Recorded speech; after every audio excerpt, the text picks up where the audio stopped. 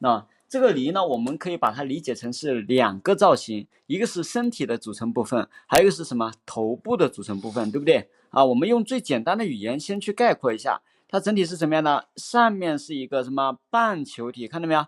它上面是一個半球體下面是一個完整的一個球體，對不對？它有一大一小的感覺。好把它概括出來。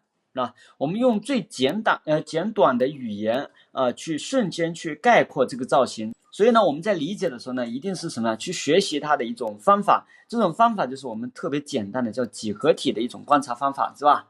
好，那我們這裡整體有個傾斜度這裡有個傾斜度，它的傾斜度是這樣子的，對不對？如果你觀察不出來，我們可以拿筆呢大概去概括一下，是吧？整體感覺一下。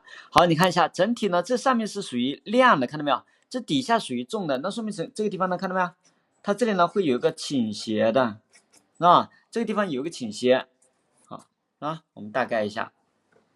好，因為它的這個梨呢稍微有點特殊它的梨這個頭部特別突出，是不是然後這個果柄呢比較短，是吧？好，那我們這個特徵呢不要喪失了，注意排線的方向一會兒邊緣線的地方呢，我們順着邊緣線的方向排線；有結構的地方呢，我們順着結構的方向排線。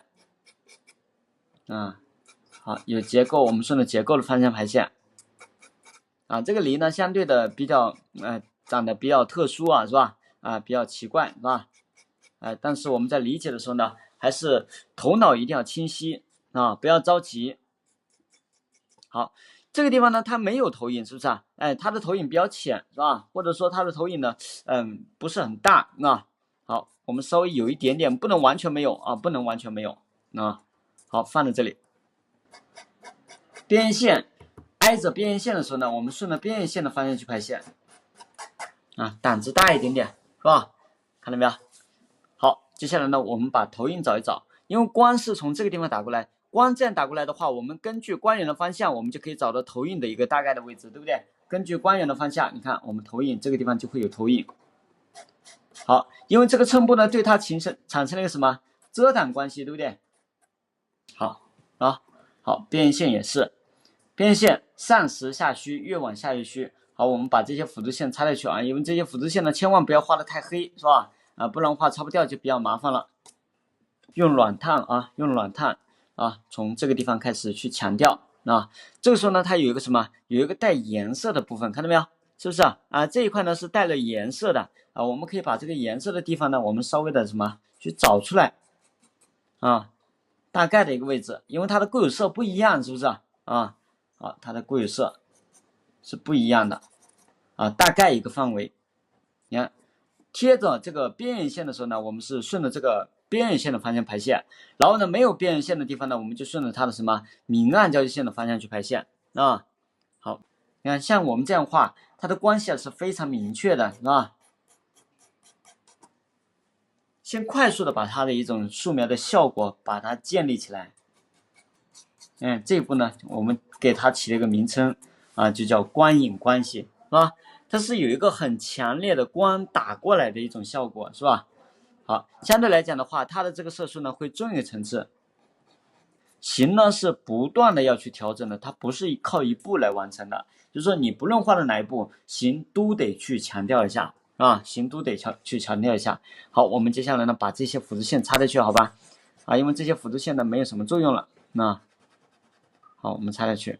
就我明暗交線是怎麼排線的，我這個地方就怎麼排線，是吧？好，這個地方呢是怎麼樣呢？它的固有色偏黑，是吧？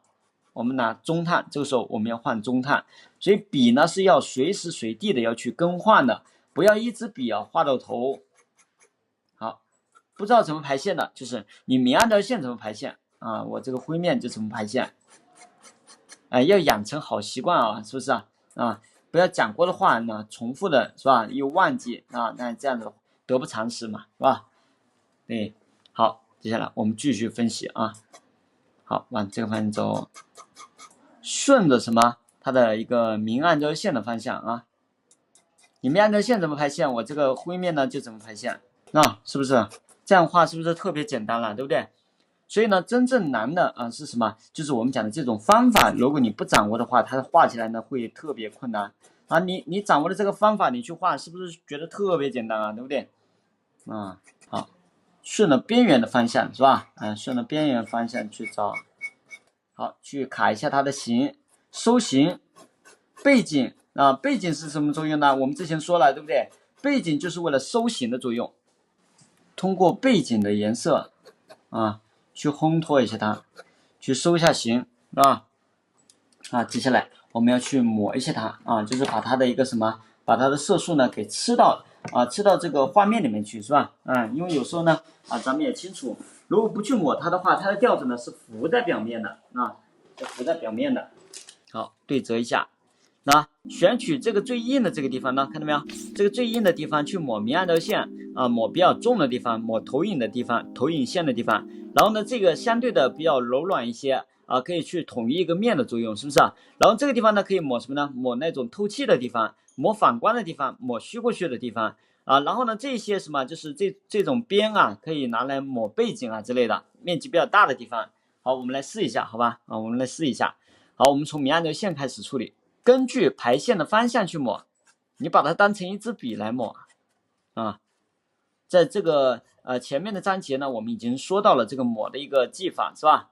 你要反反复复的去學習一下，去看一下。那我們拿這個地方呢，我們講了拿這個地方呢去抹它的反光。你看一下，拿這個地方去抹完之後呢，它會怎麼樣呢？它會通透一些，中間就通透了，是不是？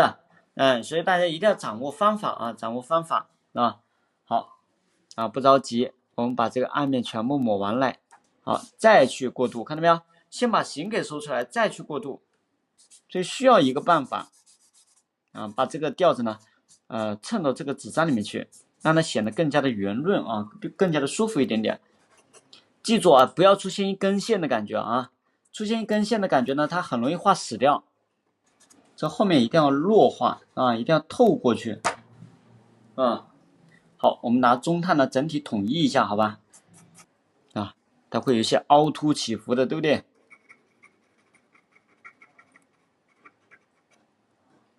破一點形，控制好裡面的話無所謂裡面的稍微弱化一點點，是吧？